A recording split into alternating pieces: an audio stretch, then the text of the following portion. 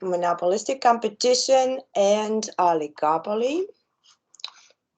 Two different market structures with some similarity. So, monopolistic competition. Ooh, let's look at that cheese. Huh? Superior cheese. That's advertising, which is one of the features of monopolistic competition.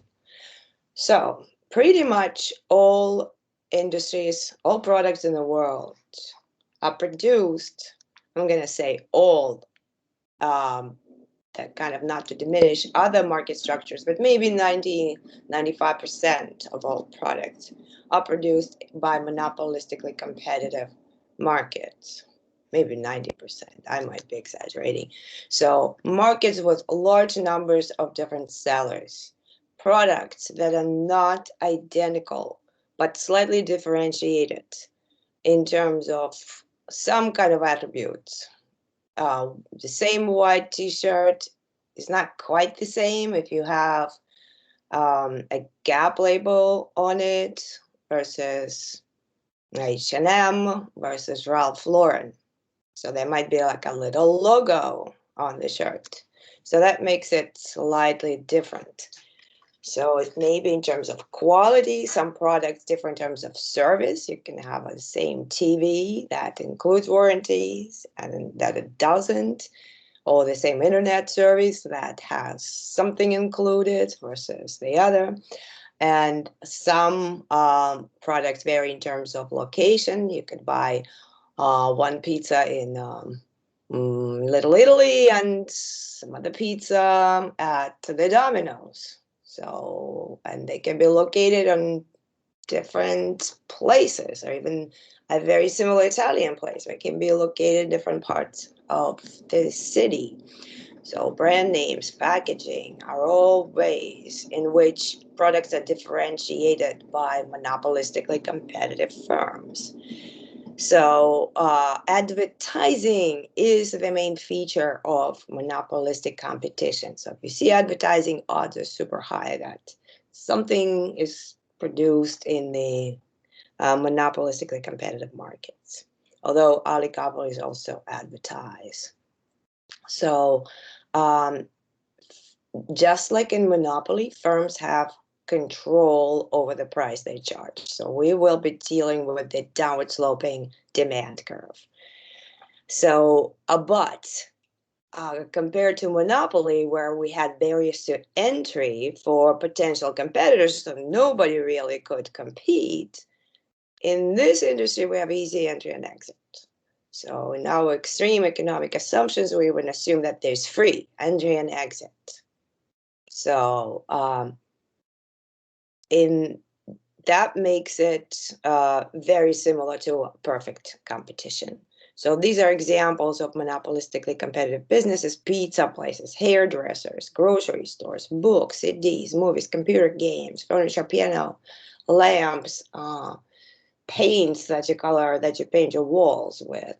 So kind of pretty much look around you, and even your computer is probably produced in some form of monopolistically competitive markets. And so what makes it imperfectly competitive is a little bit of monopoly power granted by the specific features of the product. Okay, so in terms of the market power scale, we are close to perfect competition and in between perfect competition and monopoly. Okay, so what we're about to show is that in the short run, the outcome for monopolistic competition looks like monopoly. So we have, we're going to have the same graph with downward sloping demand curves, the marginal revenue line that's in, that's beneath it, and the profit maximizing quantity will use the same magic golden rule to find it. Marginal revenue equals marginal cost, and then bounds that quantity that you found off of the demand curve to find the price. And then we'll also see that in the short run, there are no long run, no, excuse me, in the long run, there are no long run sustained profits because of the free entry of potential competitors. Okay, so here's your favorite graph of similar to Monopoly. A product is produced. The optimal quantity is Q1, in this case, is found at the intersection of marginal cost and marginal revenue. And we found the price. And there's an average total cost line. And in this example, the cost is lower than the price. So we have profits.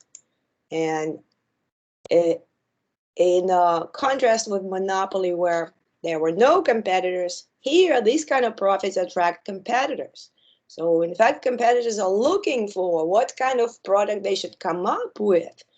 And they see what's profitable in the market these days. So what's in demand? And okay, well, so a particular chicken sandwich is in demand that Wendy sells. All right, so McDonald's is going to offer it. So that's an example of how quickly firms can observe profits and react to them and put out their own competitive product. So as a result, the profits are not going to last. So in the short run, you may have profits, but in the long run, that same chicken sandwich is going to be produced by somebody else and pretty much in no time. So in the demand for your product is going to decrease because somebody else is going to take the same spot next door to you, is going to produce the same sandwich, and your profits are going to go down. How far down? You're going to make a loss. We'll see. So Pepsi 1 and Coke Zero are other examples. So Pepsi 1 created a calorie-free Coke or soda, and then Coke Zero was the response to it. It could have been the other way around too, to produce a very similar product. Okay, so a loss can happen, yes. So if the demand for your chicken sandwich went down really far to the left, so too many competitors entered the market, so you can have a loss in the short run, right? We don't have the average variable cost line here, but we see, well, hoping that this firm stays in business for the short run, just long enough to see the demand curve move back to the right. So right now we see the demand curve is far to the left, to not cover the cost of production. But loss is a signal to some companies to stop producing the chicken sandwich, start producing something else that may be in more demand right now and more profitable right now. So some companies are going to exit that market. So demand for your product will shift to the right. So losses will they may not necessarily turn into profits, but they may turn into at least zero profits, as in this next graph. So the zero profit case is when you're just covering your cost of production. So your per unit cost, average total cost, just equals the price that you're charging for the product. So we call it long-run equilibrium because this might be a stable point, at least for a while. At least for a while, because when there are no positive economic profits, there's no incentives for new entrants to start their production of chicken sandwich. There are no abnormal profits right there. So they will be thinking in a different direction, salads or something else to offer in this market. So yes, here we have a stable situation, a long-run equilibrium. Let's look at it one more time. And notice that in this long-run equilibrium, average total costs are not necessarily minimized. So with a little bit more production, more quantity produced with less price, we would be closer to what we used to call the perfectly competitive outcome, where marginal cost intersected the demand curve. But here we're not at that point. We're at the point when price is higher than the marginal cost of production, and it's not the very minimum price. Yes, so that's why monopolistic competition can be called inefficient in an economic sense. Inefficient meaning there is a deadweight loss involved, which is this triangle between the monopolistically competitive quantity and efficient, perfectly competitive quantity. So, and the price is a little bit higher. So the question becomes, does that mean that all monopolistically competitive businesses are terrible? They are imposing this welfare loss on the society and they should be banned. No, that's not what it means. We actually do benefit from a variety of products, not just the quantity, but also the variety of products that is offered by various pizza places, various clothing companies, haircut salons, and many other items, so phones and your furniture. We do want it to be different, so we probably worth it to pay a little bit of deadweight loss, a little bit of higher price, slightly lower quantity, but to benefit from the variety as a result. So that's exactly what it should say here regarding the impact of monopolistic competition on the well-being of the society. So pricing, and there's markup pricing involved, and therefore the marginal, it's not marginal cost pricing, it's higher. And there are two what we call externalities that are involved with perfectly monopolistically competitive markets, one positive and one negative. So that variety is a positive externality. And just to explain what externality means, is an unintended consequence. So that's economic slang for unintended positive benefit or negative externality or cost. So an unintended impact. And so there is an unintended impact on business as well, whereby firms lose customers due to easy entry of potential competing firms. And that's like a negative effect of on existing firms. So negative externality. So that characterizes this market. So the whole thing about advertising, which is big with monopolistically competitive firms. So advertising is a huge share of their budget, oftentimes up to 20% of their revenue spent on advertising. And there is a whole debate suggesting that it's a wasteful expense. So maybe it is a wasteful expense. Some advertising, when you look at the Super Bowl commercials and learn how much it costs for the companies to advertise, and then you realize that all this is passed on to consumers as the cost of the product and included into the cost of the product, that makes you think twice. Should we maybe regulate advertising somehow? Maybe we should restrict advertising somehow, because maybe it's just wasteful for the society overall. Could be.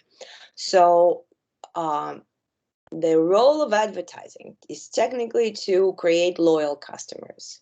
And in the econ slang, that would translate to being customers with less elastic demand. So those whose demand curve is not as flat as before, but maybe steeper. They really are not that sensitive to the price. They want that Coke. They don't like Pepsi. They want that Coke, no matter how much it costs. So, or maybe they want the Peloton. Yeah, the Peloton craze. They want that Peloton no matter that it costs $2,000, but they must have it. So those people who say advertising is not harmful suggest that, well, because of this variety of products that the firms offer at various prices, maybe consumers need information. Maybe they need information about prices, about products, and some signals of quality of the products, which the price might convey. And maybe if you develop brands, strong brands with a loyal following, then it'll give an incentive to companies to maintain the quality of their goods. And so we can trust them, and it's good for consumers. Yep, maybe. And the critics of advertising argue, of course, that, well, price, like what we're dealing with oftentimes is essentially price discrimination, as you understand by now, that products might be pretty much the same. That same white t-shirt is produced on the same factory in the same factory in Mexico or in Bangladesh, and just a different labels sewn onto the shirt. So, in this way, it's deceptive.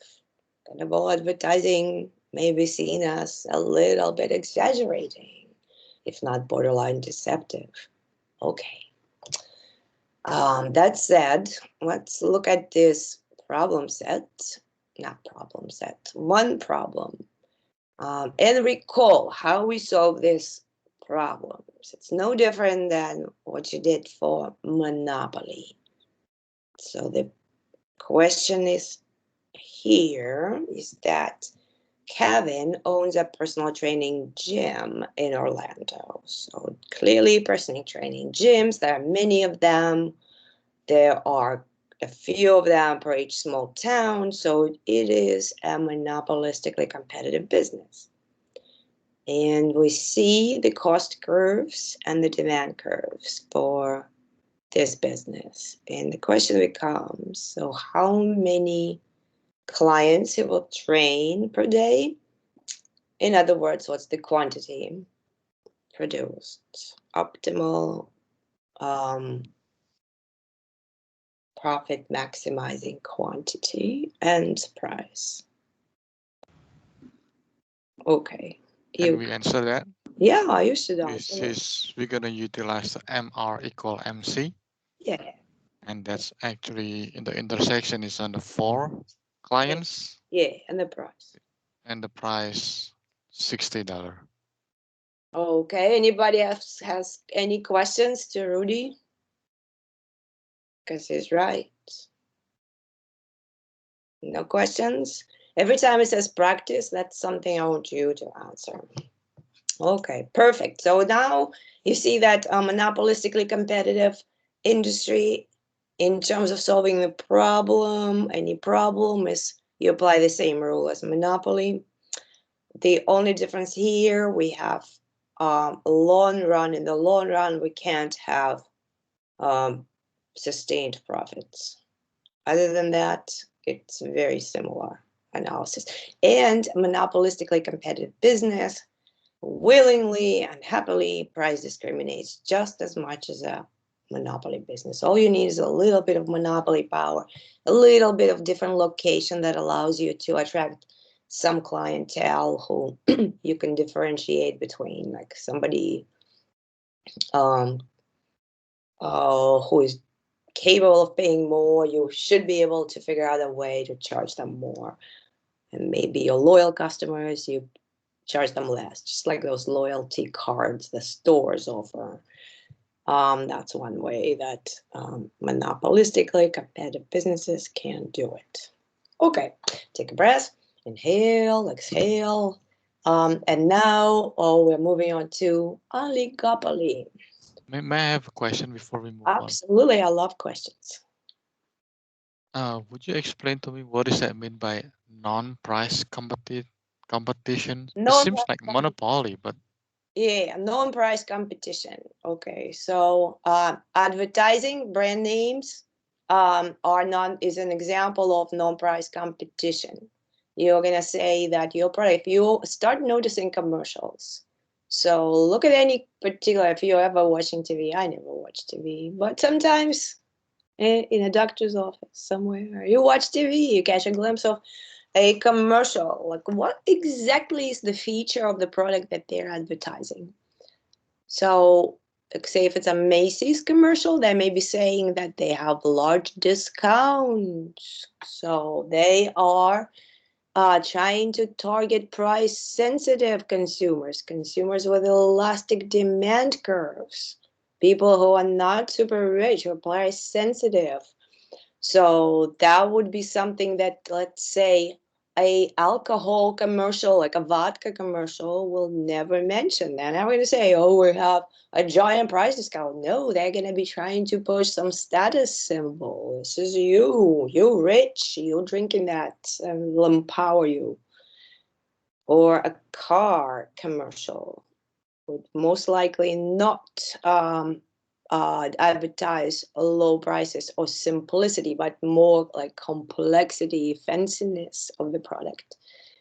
So that's the kind of quality push. Maybe somebody will advertise locations where, say, we are everywhere, McDonald's or some other fast food place. Is that also like when they get athletes or celebrities to appear on their commercials? Is that like non-price competition by associating themselves with someone that is highly valued or viewed in society? Creating a brand, yes, and loyal customers and all, yes, the fans of that famous person. It can be, yeah, you can think of it that way. They're trying to to shift the demand curve to the right for their product, and not for the competitor's product, for your product. And as you saw in some of those graphs, wait, I'm gonna go backwards and show you that if the demand curve goes more to the right, you can have more profits. So I'm not gonna show you right now because it takes too many clicks. But imagine that graph that we saw, a regular monopoly graph, with a profit on it, and the profit was pretty small. But imagine the demand curve moving more to the right with the help of Michael Jordan, right, for his sneakers. And so you can reap better profits at that point. Shoes are a good example of monopolistically competitive business because there are hundreds of producers of different shoes. So nobody is a monopoly, of course. But creating a strong brand, that helps. That helps you sell Jordan brand shoes for over $100 each, whereas like a Payless shoe that looks similar will cost much less. Non-price competition, yes. Other characteristics other than price. Oops, I'm gonna move on. There are other, so let's move on. So monopoly is a product, it's a market with very few sellers. So basically, in any market where you can count on your fingers the number of the four main sellers. Your four main sellers, you can definitely count on your fingers. So if the number of main sellers, so oftentimes it's 4 or 5, then you're dealing with an oligopoly market. So they are large, they're important, there are many buyers, but only a handful of sellers. So maybe 2, as little as 2 Maybe you can think of your local, if you're in a small town like Rudy, you might be in a place where there are only a couple of grocery stores.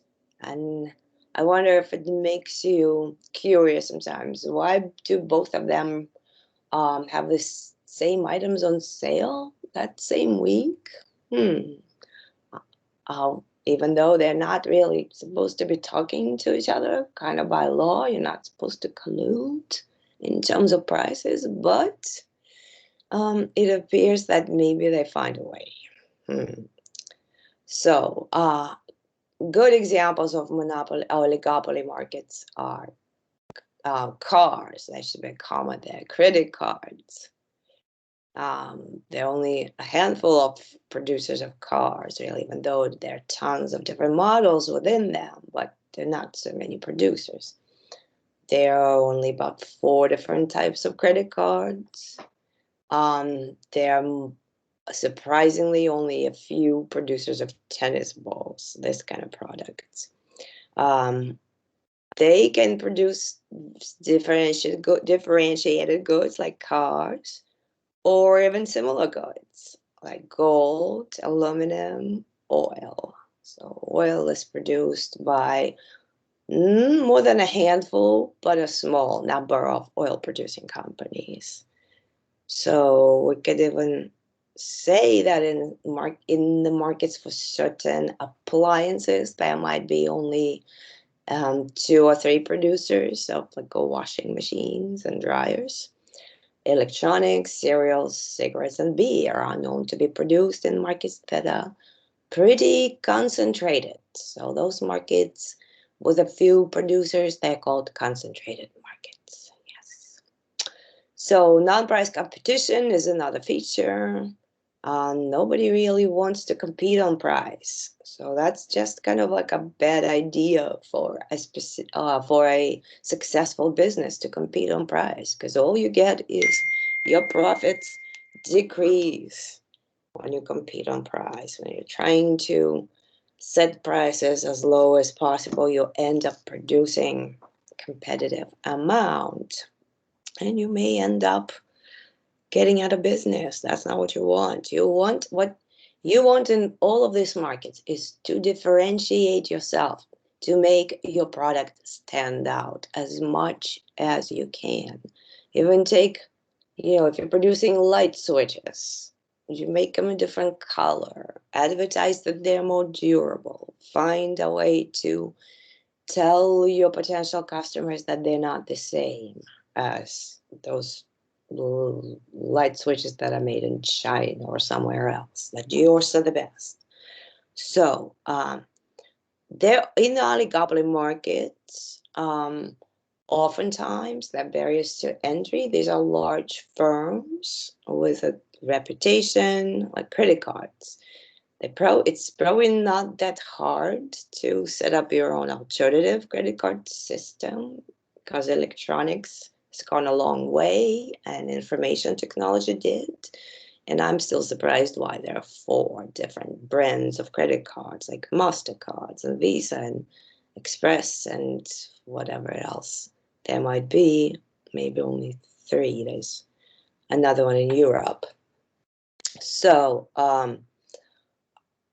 yet maybe reputation is something that really matters in this market. So every producer has control over the price, and their action in terms of their decisions, in terms of how much to produce and what price to sell, are very dependent on each other. And we'll show in what way in just a minute. So the profit of one company depends on the other. So on the market power scale, oligopolies do have a lot of market power, more than monopolistically competitive firms. And in the long run, they can maintain a long run profits, just like monopoly.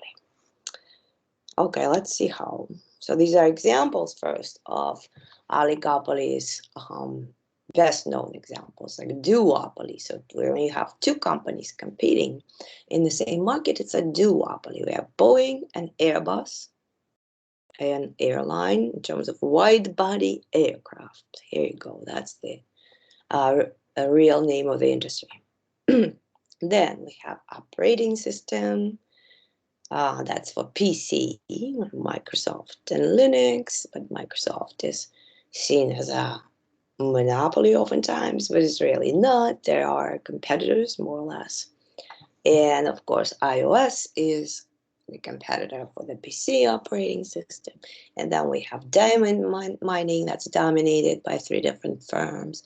And we have automobiles and distributors of movies, movie makers. I wonder Netflix is not on that list, and Disney not. So this is a little older than it used to be. So it used to be the case.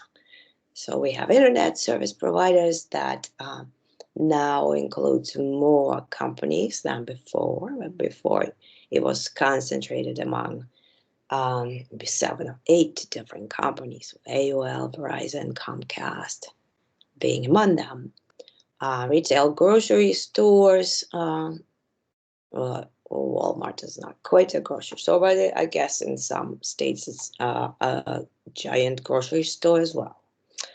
Kroger's, okay, so it's Sears is not a grocery store, but it's on this market. But usually in the same location, there is a handful of stores, or CVS and Walgreens could be examples of pharmacies that are also operating in oligopoly markets. Okay, so if you want to know just how concentrated a specific industry is, you can come up with a numerical answer to that.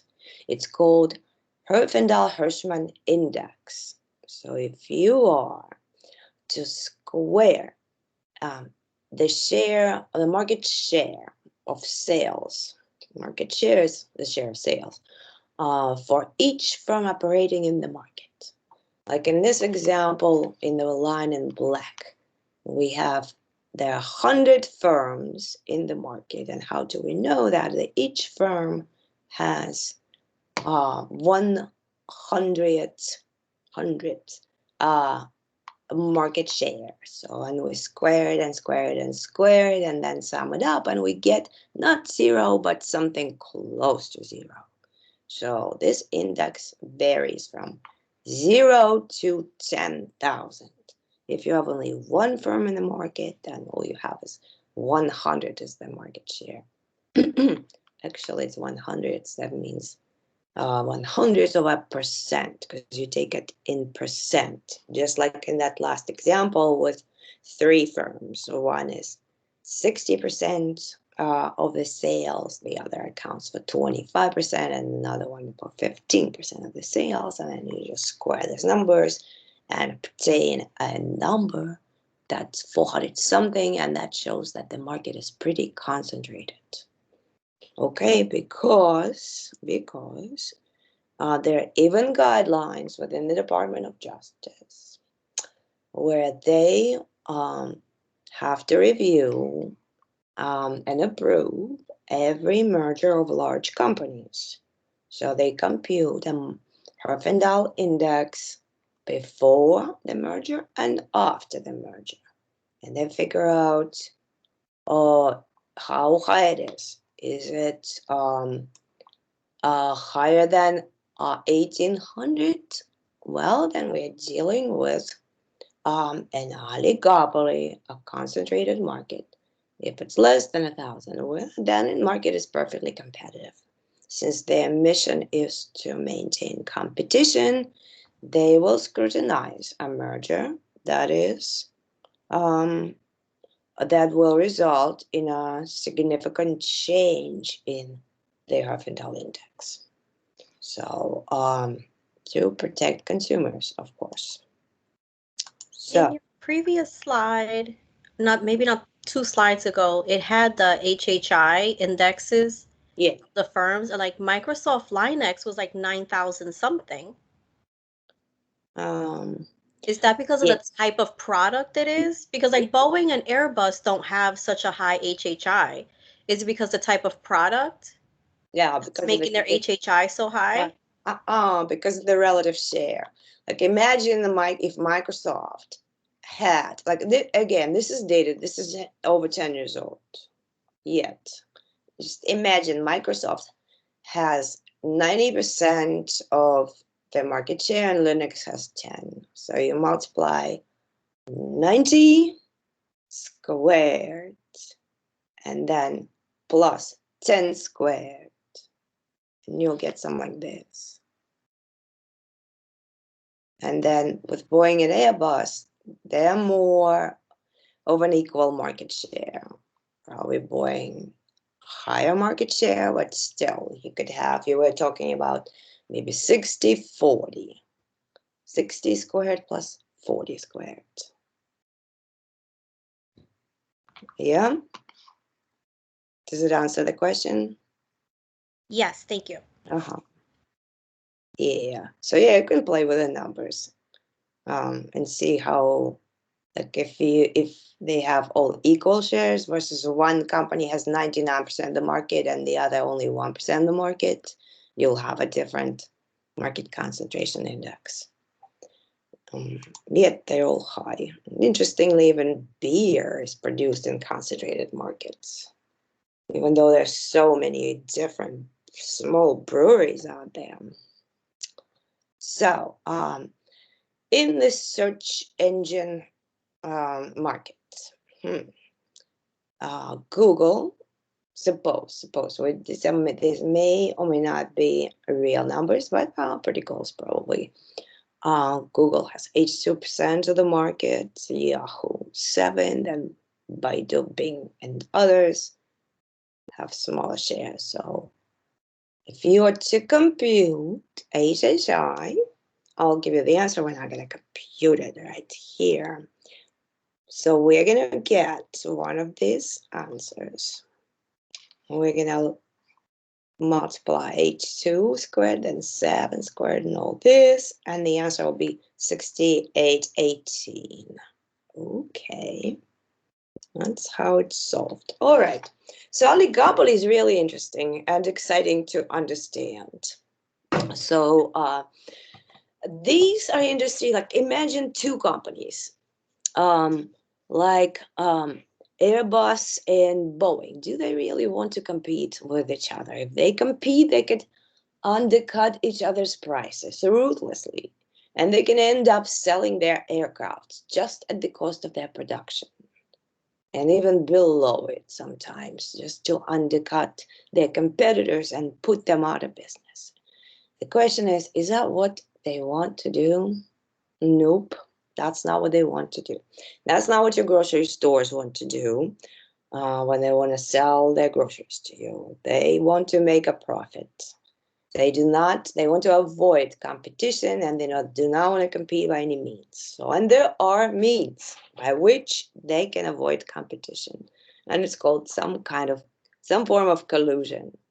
So to cooperate and thereby maintain high prices, not low prices, for their foods, for their aircraft and airlines. Also, oftentimes, oligopoly market, in fact, probably all the time, oligopoly markets, airlines have only a certain number of routes, and there are only a couple of airlines doing the same routes. So, classic example.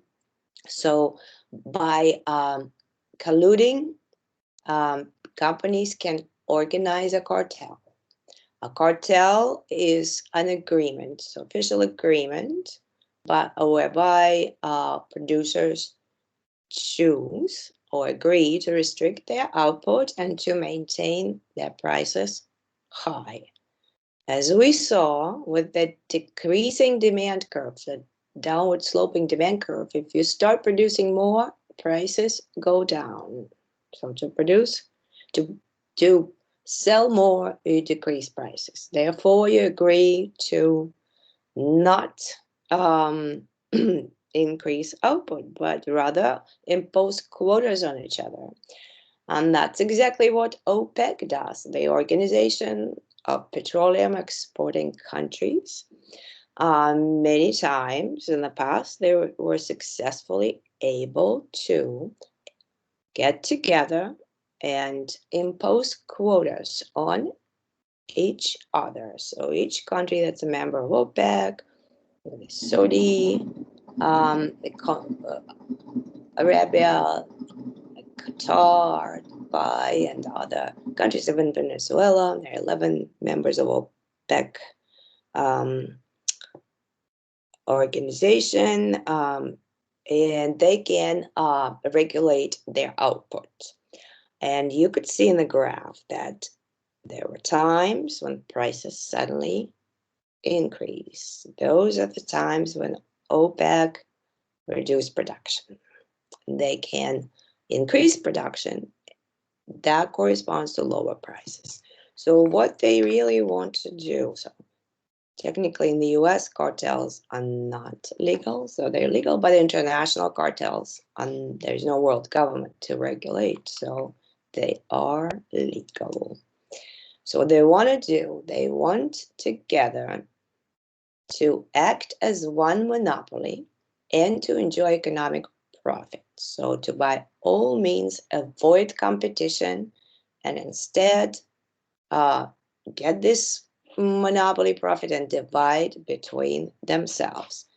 Therefore, you have to constrain output for that. So that's the main idea of why cartels can be profitable for companies.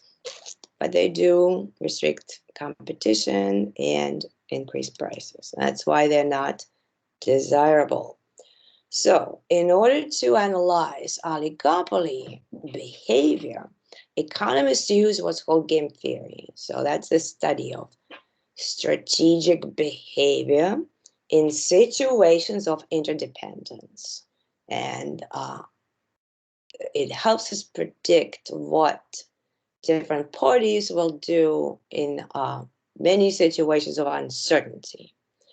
So we're going to look at non-cooperative behavior and cooperative behavior. So mostly first at non-cooperative, when companies, players, or two sides do not negotiate. So kind of in the dark, how would they behave?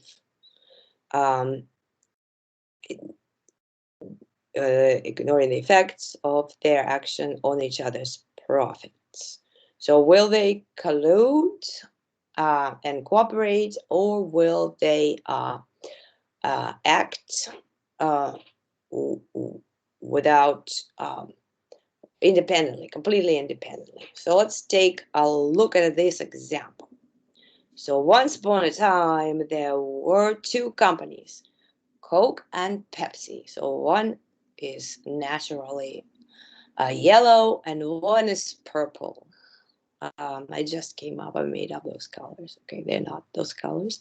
So what we are seeing here, that each of them has a decision to make.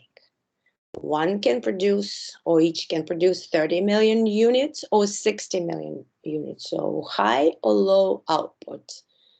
And so both of them have the same choice. They actually don't have to have exactly the same numerical choice.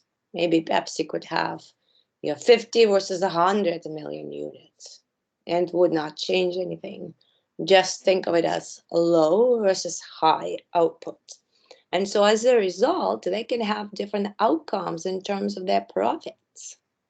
So if Coke makes 30 million units, suppose its profit would be 180 million. And if Pepsi makes 30 million units and Coke at the same time, means 30 million units, the profit of Pepsi will be 180 million. So we're putting Pepsi's profit in purple squares and Coke in yellow squares. So, and Coke would make 150 million profit if Pepsi produces more. Why? Well, because the price is going to be lower because more is sold, and therefore with their low output, their profits are going to be lower just because of that.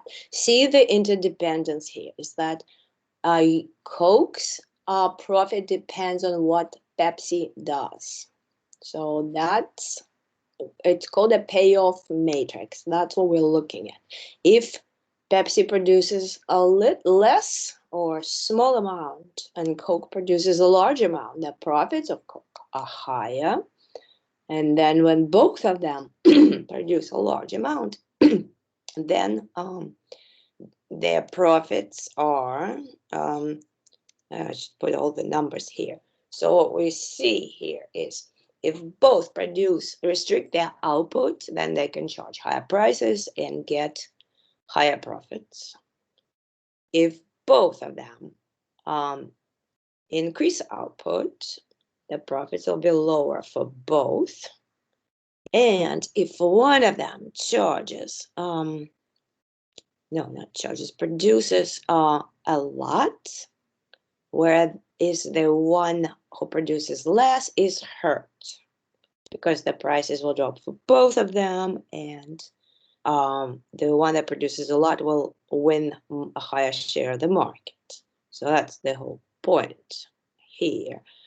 And so our task here is to figure out if they absolutely have no communication with each other, they do not agree on what to produce, only they know that there are these two options that the rival faces. And suppose you work for Coke, and you know that, yeah, Pepsi can do this or can do that, low or high, and you have to respond. And your decision is one of two strategies, whether to produce low or high. What will you produce? How do you go about deciding what to do? You may know all these numbers.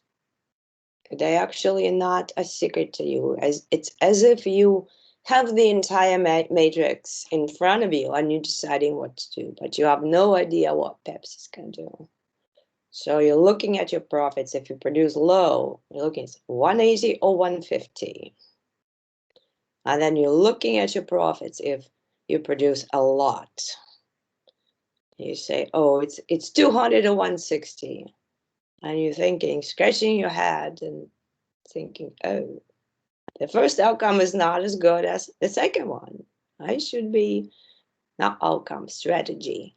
First strategy, produce little, is not as successful, no matter what happens, than to produce more. So you'd go produce more.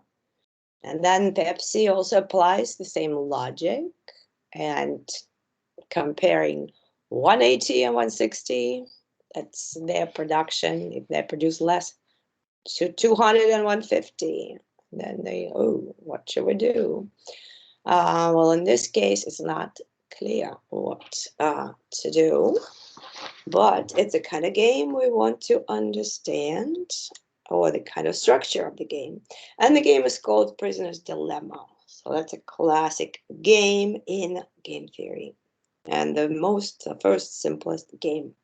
And it's based on the story of two prisoners, I'll say Alan and Bob, or A and B, Alan and Bob.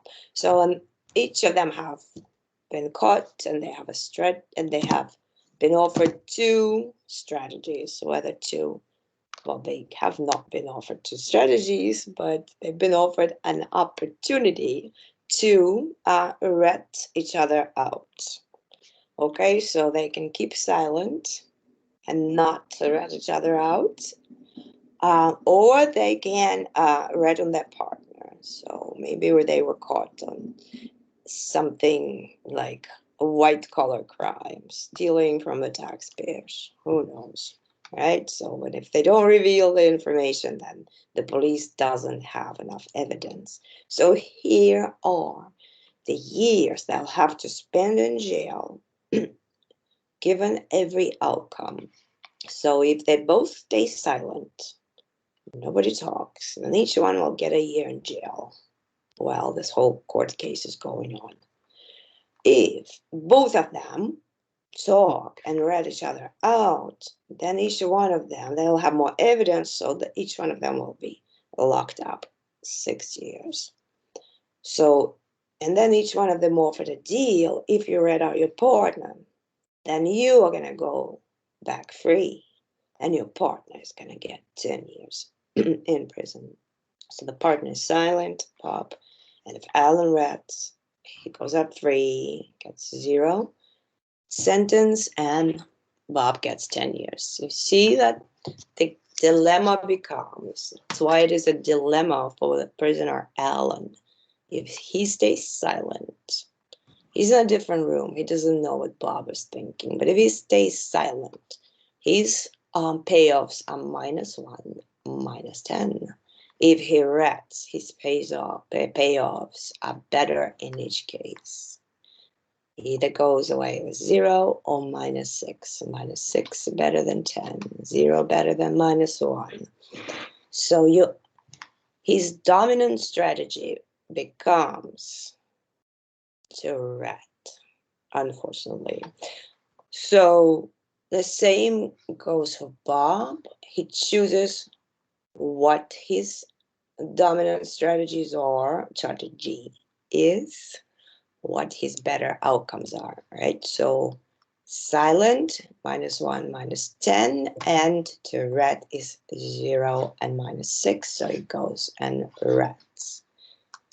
So we call that dominant strategy because no matter what the other side is doing, it is optimal for you to play it, this strategy.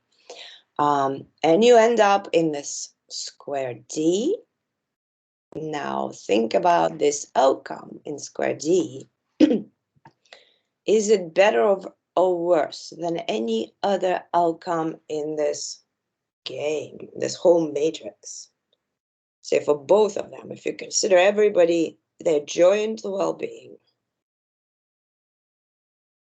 notice that. Yeah, so if you have an opinion, you could say anytime. I mean, self-servingly, it's worse. Not even self, but kind of jointly for both. Self-servingly, it's worse. Yeah, for each. Well, no, you could do worse. You can get 10 years if you're thinking self-servingly. But together, you get self-servantly, you could possibly wind up with 0, but you don't know what the other person is doing, and that's kind of what pushes them to make the decision in which they both get 6 years. Yeah. So together they get a total of 12 years. So if you're just thinking about the society consists of 2 people. So and they managed independently to find the worst outcome socially. For not for each of them, they could have done worse, they could have done -10, but for the society, they ended up in a trap. Where any collusion, any communication was prevented for them. And so each one made a move with their dominant strategy. And there's no other outcome here, neither A, B, nor C, that's worse than this. Okay, so if they were to communicate and talk and convince each other of what to do, where will they end up? If they could talk to each other, they would end up in A. They'll end up in A. So they're going to agree to be silent and not speak up. And then. But someone could still make the decision thinking, like kind of renege on the deal. Yeah, right. So Ellen gets -1. Ellen knows that Bob is going to be silent. So Ellen's choices become -1 or 0. -1 or 0. You're thinking all night long, what do you do? Because you can lock up your partner, but go away free, and it's better for you. And in an unrealistic scenario where these people never meet again, that's what would happen. They would cheat. You see that? That they would agree to pursue this outcome A, but they won't be able to, because if it's a one-shot game where they don't meet again and hold grudges and then retaliate somehow, it is impossible to maintain outcome A. Everybody wants to cheat. So they end up in D. Okay, see, that's this outcome D is called Nash equilibrium, after economist Nash, whose story is featured in the Beautiful Life movie. And he died about 10 years ago. He was still alive 10 years ago. He was very old, but I did shake his hand when I worked at Princeton. He was a nice guy. So without collusion, we end up in outcome D, because any other outcome is unstable. So A cannot be maintained. Everyone has an incentive to cheat and get away with zero. Therefore, both end up ratting, not staying silent.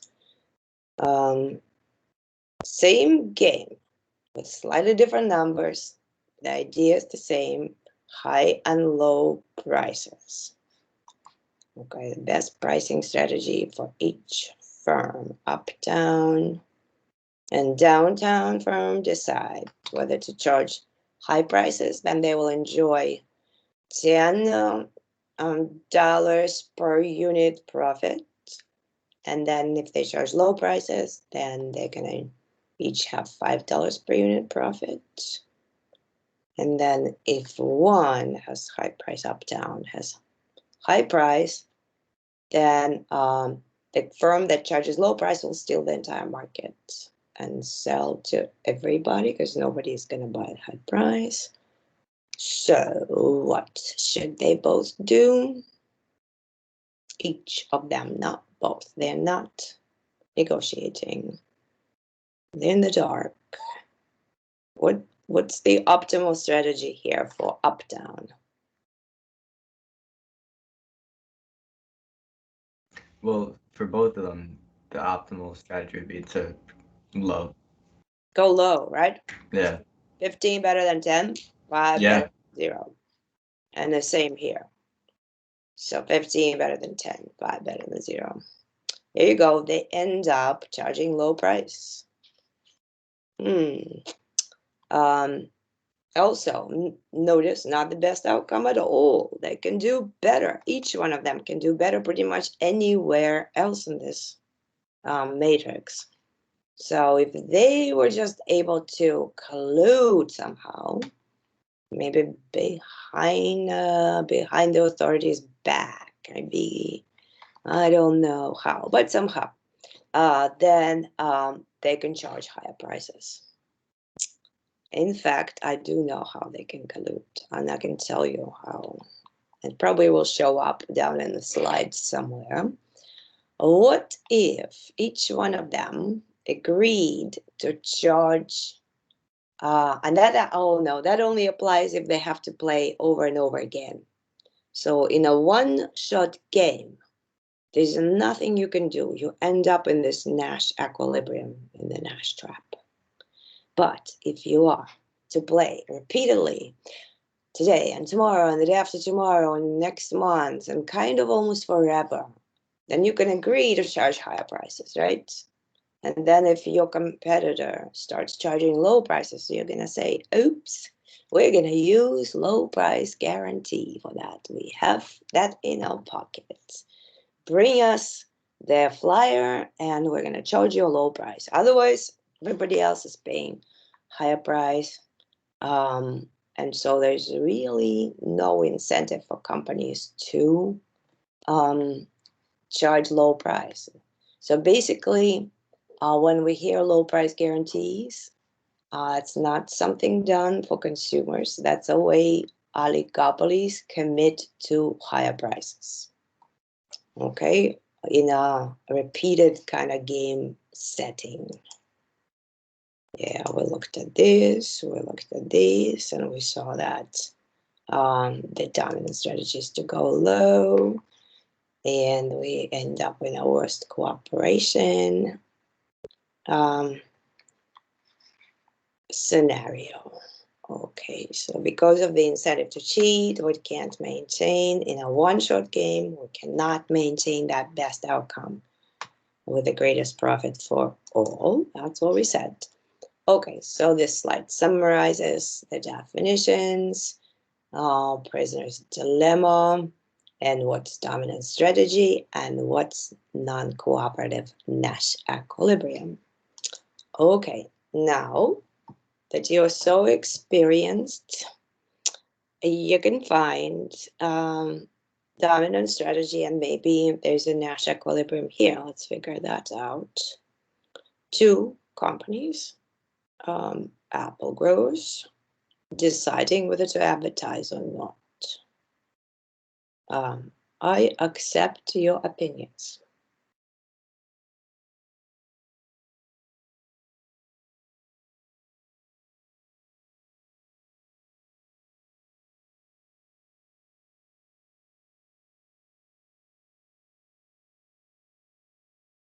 So this Appleseed,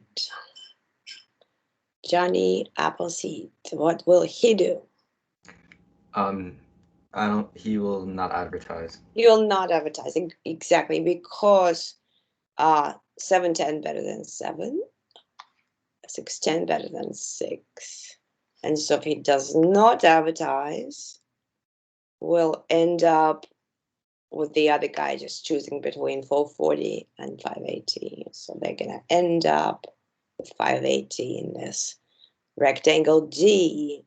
It's not always the case that we end up in rectangle D, but in this case, we are. Okay, this one is a funny example too, with two people trying to build missiles. I guess it's supposed to be country, but it's two people, Margaret and Nikita, trying to build missiles. They both built. Each is down 10 points. If they both don't build, each is down 0 points. Nothing changes. If one builds, they're up 8 points, but their rival is down 20 points. And it's probably a war scenario where two countries are trying to destroy each other or put a lot of damage onto each other.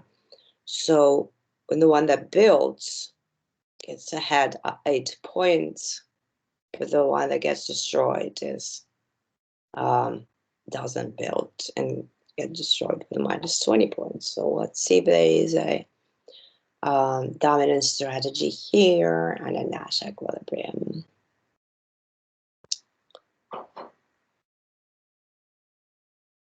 So you guys help me out.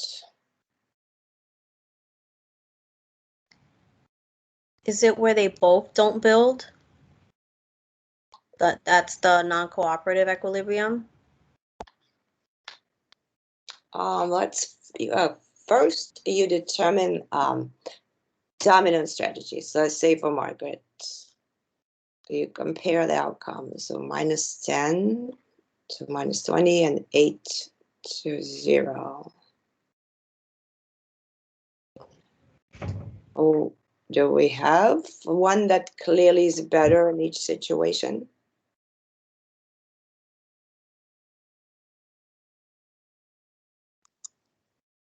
Oh, I think I'm confused. Is that negative number, the higher negative number is better or worse?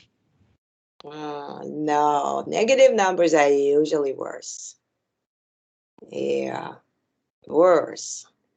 If you don't build, you get destroyed. So that we mark that as a negative 20 points. So Margaret's dominant strategy, so her biggest payoff would be that she builds and Nikita doesn't. Yeah, but she doesn't decide for Nikita. Nikita built because she got minus 10. And Margaret also built, so both got negative 10. Yeah. Yeah. So the equilibrium is going to be minus 10, but keep in mind, each one of them only decides on whether to build or not to build. That is the question. So they are looking at the two potential outcomes each time, right? Minus 10 and 8, and compare it to minus 20 and 0. And in each case, minus 10 and 8 wins, right? It's a larger payoff. And you go with a larger payoff in each situation. Because you don't know what the other's doing. You only know that you're better off. No matter what the other's doing, you're better off building than non-building. Okay, so, and the same logic applies to the other person, and they both build missiles. So I guess that explains arms race. So that's why countries find it their dominant strategy to continue arms race. So the Nash equilibrium will always be a box in which the numbers are the same for both parties? Oh, no. That's absolutely and definitely not the case. It so happens that in our examples, they're pretty similar, but it is a result of players playing their dominant strategies, each of them. It's the only requirement needed for Nash equilibrium is for each player to choose their dominant strategy and play it. And maybe we should go back to the definition. What is dominant strategy? A strategy that is a player's best action, regardless of the action taken by the other player. So in some games, there are no, like in our first game that we looked at, there was no clear dominant strategy for one of the players. That's fine. They're more complicated games than Prisoner's Dilemma. And Nash equilibrium is the result of each player choosing a given chooses the action that maximizes his or her payoff. But it should the same. Do you have an example of a Nash equilibrium in which the numbers are not the same? Let's see. That's the only example. Okay. Did we only see them? Well, here, were they the same? They were not the same here, anywhere. But the question here was dominant strategy. The question here was not Nash equilibrium. Is there no Nash equilibrium here? Or there is? And where would that be? Okay. Where do you think it will be? Or let's go over it again. Johnny Appleseed, what is his dominant strategy? To not advertise. To not advertise, yes. So we're ending up with him not advertising. And if the other side, Apple growers, know these numbers, and we're assuming everybody knows the payoff matrix, it's not a secret for anybody, then they will say, oh, he's not going to advertise given his choices. Therefore, I'm going to choose between these two payoffs. So I'm not going to advertise again. So we end up in a Nash equilibrium with different numbers. And that's the lower right-hand box. Yeah. 16 Okay. and 518. Okay. Yeah, so it's just a coincidence that the numbers are the same. They do not have to be the same for both players. The games are not, in other words, the games are not always symmetric. Okay, so cartels.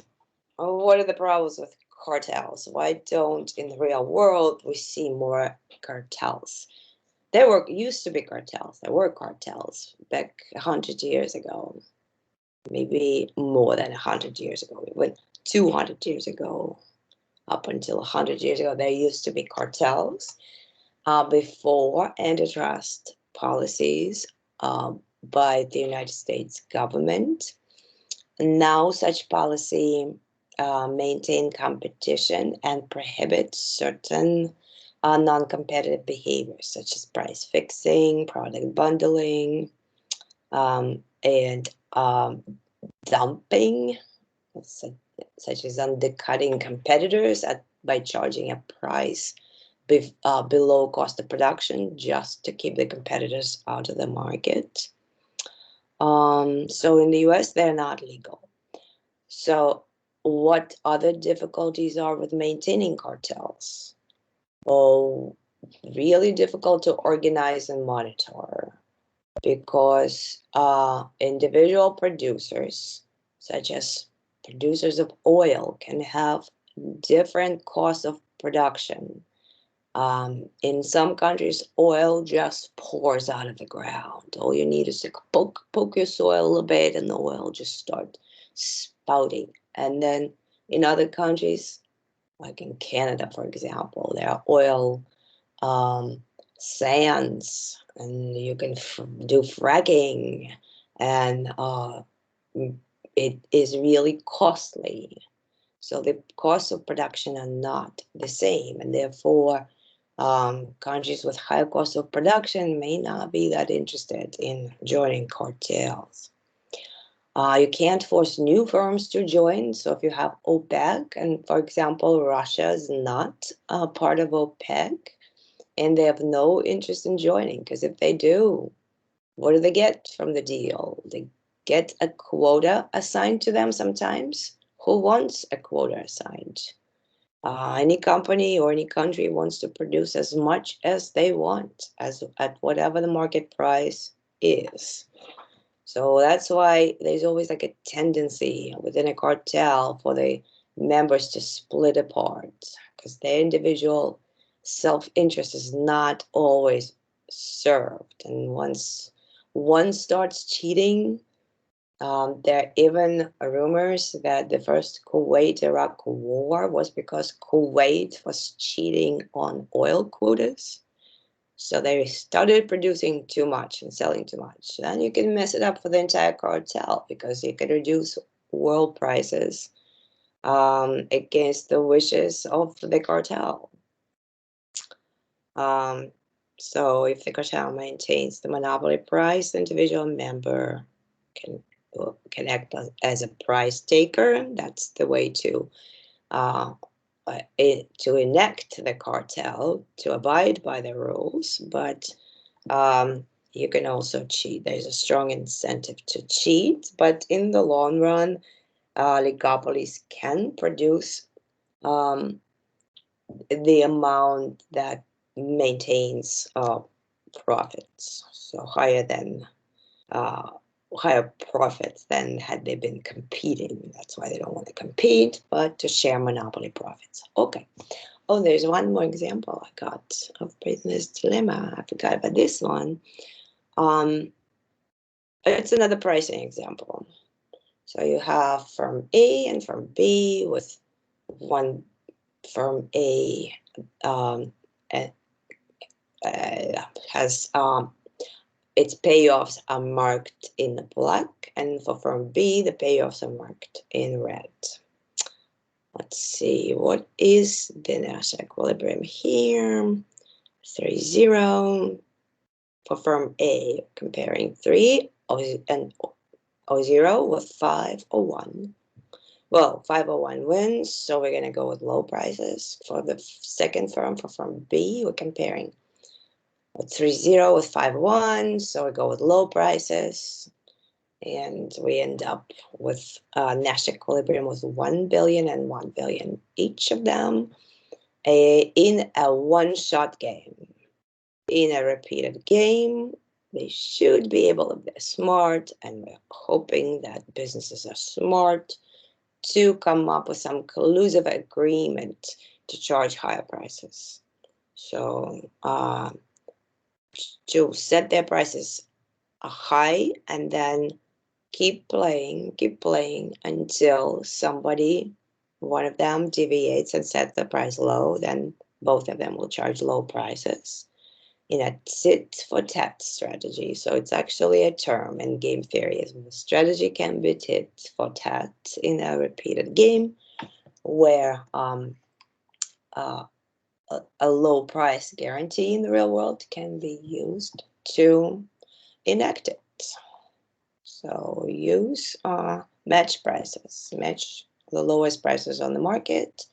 And that's the way to send a message to others that let's guys keep our prices high and not deviate from that.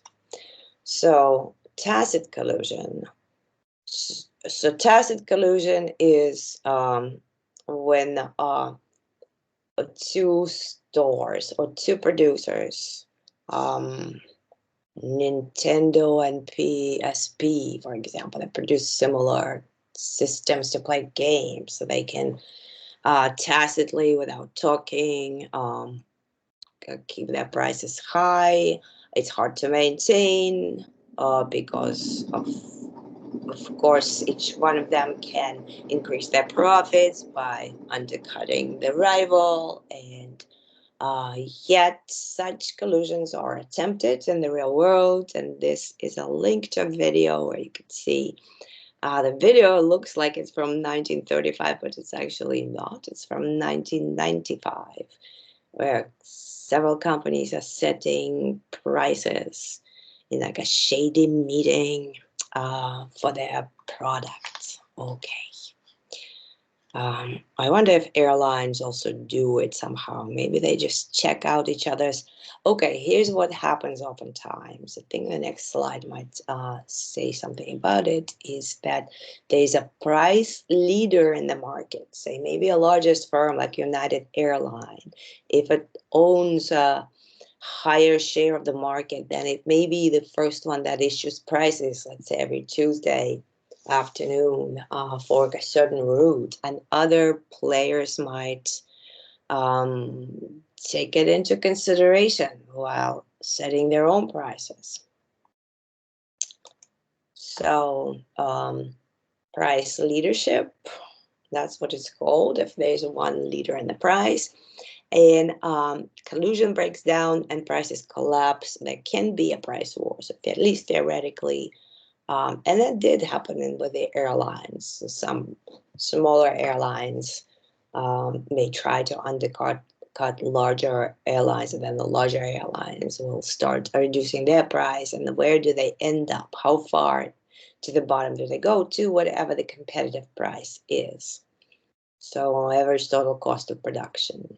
Although I think airlines might as well just use marginal cost of production, which may be even less than the average total cost. And they may not even charge you the fixed cost portion of the price, but just the marginal cost, whatever it is, like peanuts, the cost of peanuts and water and your whatever insurance they might offer you. So if assuming they're free seats on a particular route. So non-price competition is mentioned here too. So to limit competition, oligopolists engage in product differentiation, just like this ads suggest. Advertising with soccer players, advertising the other side of life, live on the Coke side of life. Okay, so some kind of lifestyle related advertising, that's not price competition. And maybe that also refers to like teams, associating yourself with a team or with a celebrity.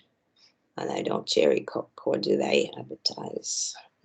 Maybe some, that's product differentiation example. So our cola is different and superior. So that's the story of oligopoly. We have 2 questions here left, and we are done. Which of the following makes tacit agreements more difficult to achieve in an industry? Either the existence of just a few firms that each produce similar product, or the existence of a buyer with significant buying power, or the existence of just a few firms that have interacted over time and have developed strong ties and trust and respect, or the existence of a few firms that produce one product with a relatively simple pricing policy for this product.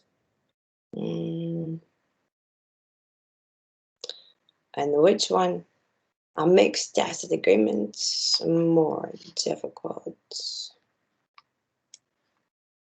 I think all of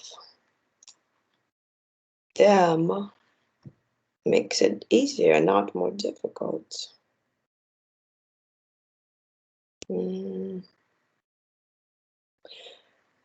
But which one would be the best answer here?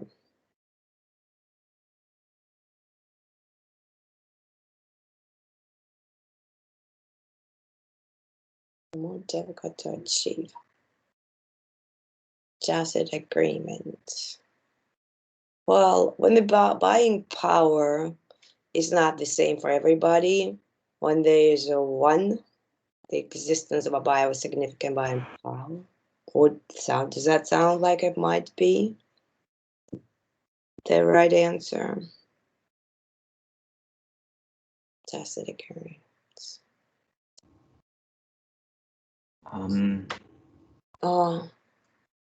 If I want to say that C. just that have directed over time.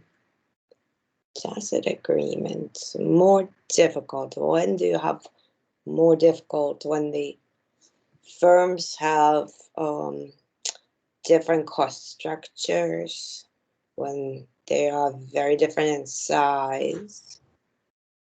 So the tacit agreement is like you're trying to both charge higher prices for your washing machines, and they say there are only two brands competing with each other, but they're also buying power. Maybe it's Walmart and Target. Walmart has maybe higher buying power, significant buying power. I would say it would be B, not C. Okay, I see that now. Okay, let's do one more. Yeah, the existence of buyer with significant buying power. All right, so suppose we have a selection of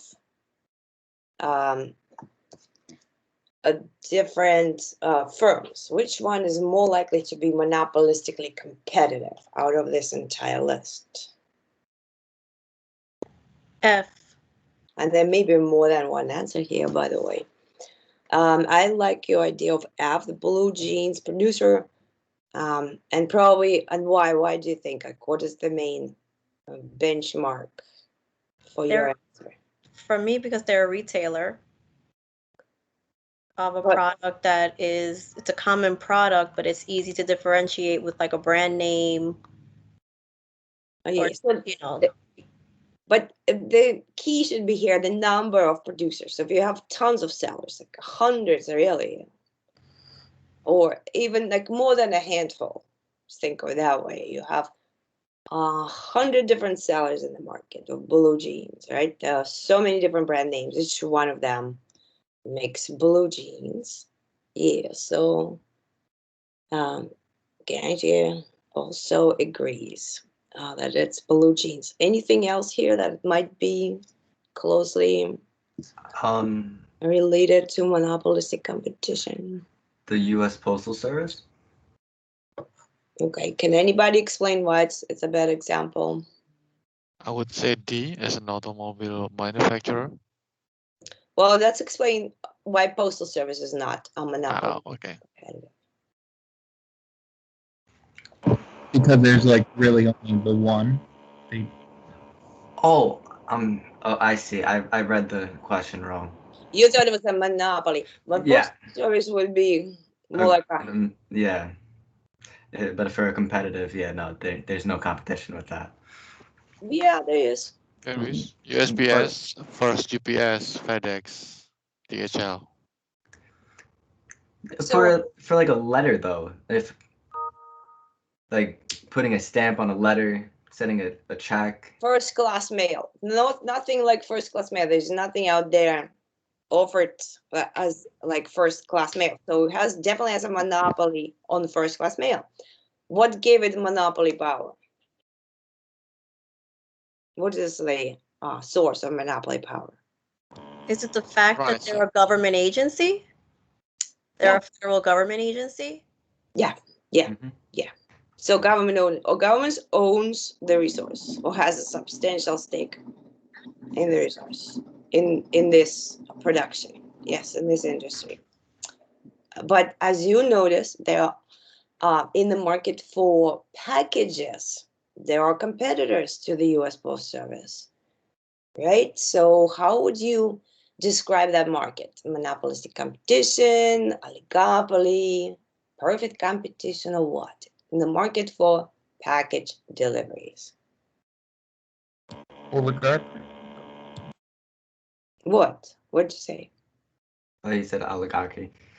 Not oligarchy. no. Oligarchy is when you have rich people ruling. That's oligarchy. Oh. Oligopoly. Oh. Oli It's means like such a maybe long day. a few rich people. Oligarchy. What else can be oli? But I guess it maybe has something to do with a Greek word that means something. Okay, so Monique is offering automobile manufacturers. Well, as we saw, there are quite not so many of them. If we take on the world scale, there are more than a handful of automobile manufacturers. Consider some in China and Europe. But really, are we competing in the US with the manufacturers in China right now? Or in Europe? They have their own models. It's probably not. Like, think of, like, is there a better example? Because with multiple choice questions, several answers may fit under certain conditions. If you twist something and assume something else, that's not in the problem. Is there a better answer here? I want to say Microsoft. Well, but again, why don't you go with a movie theater? Why? Microsoft has only like 2-3 competitors in terms of the operating system. But with a movie theater, you may have, don't you have a lot of them? Or maybe In New York City, there's only like AMC and Regal. okay, so I'm wrong then. Then you're right. Maybe there are more cars out there for sale than movie theaters. Yeah, the movie theater is only one in here. Okay. I buy it. I buy your answer. So I guess car manufacturer may be a better example than a movie theater. I'm curious then why movie theater is an oligopoly or even a local monopoly. As a movie theater, like it means just only one, right? Yeah, but an airline is only one too. It's an independent business we're talking about. But they come in different sizes. Here we could say a coffee shop. If we put a coffee shop on the list, would that be an example of monopolistically competitive business? Yes, for the coffee shops because of they offering a different products. Absolutely. Their coffee is different. They're all slightly different. Yeah, some are offering bagels with their coffee. Some have good seating. Some have good Wi-Fi. Absolutely, they're all different, but they're kind of very similar too. Because if all coffee tastes pretty much the same to you, then it doesn't matter where you go, right? So different and similar, but they're trying to differentiate themselves. Starbucks is trying hard to differentiate themselves with all the varieties that they're trying to offer. Then Dunkin' Donuts might step in and offer something similar and match some other offering. Yep. So now you know everything about monopolistically competitive industries. And you can ask me Any questions right now?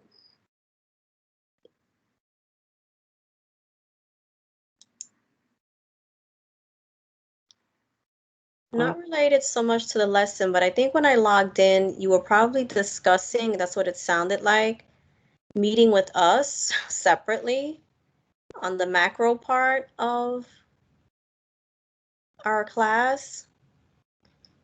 I just want